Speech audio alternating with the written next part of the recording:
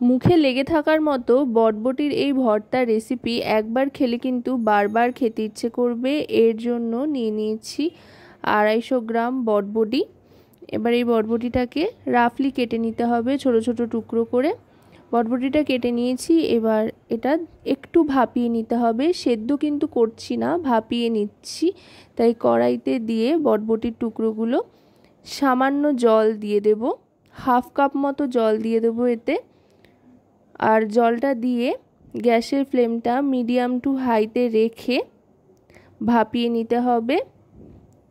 একটু নাড়াচাড়া করে নিচ্ছি। এখানে কিন্তু শুধু বটবটি আর জলই দিয়েছি, নুন আপাতত ব্যবহার করছি না, পরে ব্যবহার করব। ঢাকনা চাপা দিয়ে দিচ্ছি, তাতে করে জলটা তাড়াতাড়ি টেনে আসবে আর বটবটির থেকেও কিন্তু একটা জল ছাড়ে। এবার ঢাকনাটা মোটামুটি 1 থেকে 1.5 মিনিট বাদে তুলে নিচ্ছি। দেখুন একটা জল কিন্তু ছেড়েছে। আরও খানিকক্ষণ এটাকে নাড়াচাড়া করে কড়াইতে জলটা পুরোপুরি শুকিয়ে নিতে হবে, একেবারে শুকনো শুকনো করে নেওয়ার পর এবার এই বটবটিটা কিন্তু কড়াইয়ের থেকে আস্তে আস্তে নামিয়ে নেব। গ্যাসের ফ্লেমটা কিন্তু এই সময় লোতে করে দিতে হবে, যাতে বটবটিগুলো পুড়ে না যায় বা পোড়া পোড়া কোনো ব্যাপার না আসে। বটবটিটা একটু ঠান্ডা করতে দিয়ে কড়াইতে দিয়ে দিচ্ছি বেশ খানিকটা পরিমাণে সর্ষের তেল। এই রেসিপিটা কিন্তু অবশ্যই সর্ষের তেলেই বানাবেন, তাতে করে যেমন ঝাঁঝ হবে তেমনি স্বাদ হবে। এবার দিয়ে দিলাম কয়েক কোয়া রসুন। রসুনটা বেশ একটু লালচে করে ভাজা ভাজা করে নিতে হবে। যে কোনো বাটা ভর্তার সাথে কিন্তু রসুনের ফ্লেভারটা খুব সুন্দর যায়, তাই রসুনটা কিন্তু অবশ্যই ব্যবহার করতে হবে। রসুনটা ভাজা হয়ে গিয়েছে, এবার এটা তুলে নিচ্ছি। আর দিয়ে দিয়েছি 3টে মতো এখানে শুকনো লঙ্কা। শুকনো লঙ্কাটাও ভেজে নেব, তবে যাতে কালো না হয়ে যায় সেদিকে লক্ষ্য রেখে শুকনো লঙ্কাটা ভাজতে হবে। কালো হয়ে গেলে কিন্তু তিতকুটে একটা স্বাদ চলে আসে, সেই জন্য বেশ লালচে থাকা অবস্থাতেই একটু শক্ত হয়ে আসলে এটাকেও তুলে নেব। আপাতত এখানে ভাজাভুজির কাজ যা ছিল শেষ, সেই জন্য আপাতত গ্যাসের ফ্লেমটা অফ করে দিচ্ছি। এখন বটবটিটা মিক্সার জারে দিয়ে পেস্ট করে নেব। আমি দুভাগে মিশ্রণ বানিয়ে নিয়েছি বটবটির। প্রথমেই এর সাথে দিয়ে দিচ্ছি বটবটি আর ভেজে রাখা রসুনের কোয়াগুলো। রসুনটাও এর সাথে কিন্তু সম্পূর্ণভাবে একদম মিহি করে পেস্ট করে নিতে হবে।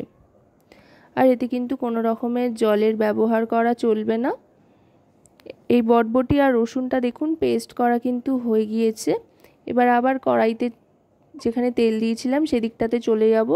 এবার আবার গ্যাসটা অন করে নিয়ে এখানে ফোড়ন হিসেবে দিয়ে দেব সামান্য একটু কালো জিরে। রসুন আর কালো জিরে এই দুটো যদি সর্ষের তেলের সাথে যায় আর কোনো ভর্তা যদি রান্না করা হয় এভাবে, তাহলে সেটার স্বাদ যে কতটা অপূর্ব হয় সেটা না খেলে কিন্তু বোঝা যাবে না। এই দিয়েই 1 থালা গরম গরম ভাত কিন্তু আরামসে উঠে যাবে। এবার পেঁয়াজ কুচি দিয়ে দিয়েছি, একটা মাঝারি সাইজের পেঁয়াজ কেটে দিয়ে দিয়েছি আর তার সাথে একটু লঙ্কা কুচিও দিয়ে দিয়েছি। লঙ্কার পরিমাণটা আপনারা আপনাদের স্বাদ অনুযায়ী কম বেশি করে নিতে পারেন। পেঁয়াজ আর লঙ্কাটা ভাজতে ভাজতেই দিয়ে দিচ্ছি এই বটবটি বাটাটা। এবার এটাকে ভালো করে কষতে থাকতে হবে।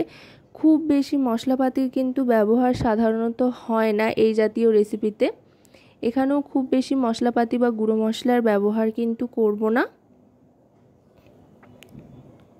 বটবটি বাটাটা ভাজতে ভাজতে এর মধ্যে দিয়ে দেব পরিমাণ মতো হলুদ গুঁড়ো আর নুন। এই দুটো গুঁড়ো মশলা, মানে নুন তো দিতেই হবে, শুধু হলুদই ব্যবহার করব, আর কোনো রকম গুঁড়ো মশলার ব্যবহার কিন্তু হবে না। আর নুনটা কিন্তু একটু বুঝে দিতে হবে, কম করেই দিলাম, কারণ বটবটি বাটা বা বটবটি ভর্তা যাই বলুন না কেন এটা কষানোর পর কিন্তু অনেকটাই কমে আসবে, তাই নুন বেশি দিয়ে দিলে পরে কিন্তু নুনে কাটা লাগবে, তাই নুনটা একটু কম করেই দিলাম এখানে। এবার আরও খানিকক্ষণ ভালো করে এটাকে কষিয়ে নেব। গ্যাসের ফ্লেমটা এই সময় কিন্তু মিডিয়াম টু লোর দিকে রাখতে হবে। বটবটির বাটাটা যতক্ষণ না কড়াইয়ের থেকে উঠে উঠে আসছে ততক্ষণ পর্যন্ত এটাকে কিন্তু নাড়তে থাকতে হবে। এবার ভেজে রাখা যে শুকনো লঙ্কাটা ছিল সেটা এভাবে হাতের সাহায্যে ভেঙে ভেঙে ওপর দিয়ে ছড়িয়ে দিচ্ছি। এতে করে দেখতেও সুন্দর লাগবে আর বেশ একটা ঝাঁঝালো ব্যাপার আসবে। তবে যারা ধরুন শুকনো লঙ্কা খান না বা পছন্দ করেন না বা বারণ রয়েছে, তারা কিন্তু শুকনো লঙ্কা বাদ দিয়েও এই রেসিপিটা বানাতে পারেন, স্বাদে খুব একটা কিছু হেরফের হবে না। এবার এটাকে সার্ভ করে দিচ্ছি উঠে উঠে আসলে। তো রেসিপিটা কেমন লাগলো অবশ্যই কিন্তু জানাবেন।